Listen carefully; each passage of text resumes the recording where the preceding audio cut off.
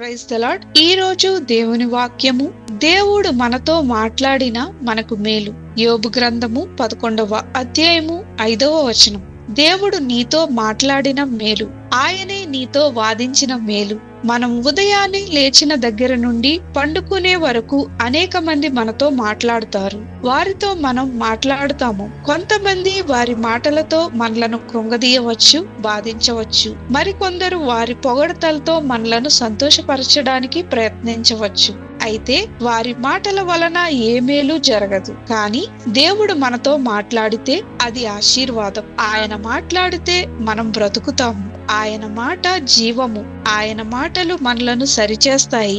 బాధలలో మనకు ధైర్యమును, నెమ్మదిని, ఆదరణను కలుగజేస్తాయి. ప్రార్థన. ప్రభువైన యేసు, మా జీవితాలలో అర్థం కాని పరిస్థితులలో సతమతమవుతున్నప్పుడు మాతో మాట్లాడి బలపరచమని యేసు నామమున అడుగుచున్నాము తండ్రి. ఆమేన్.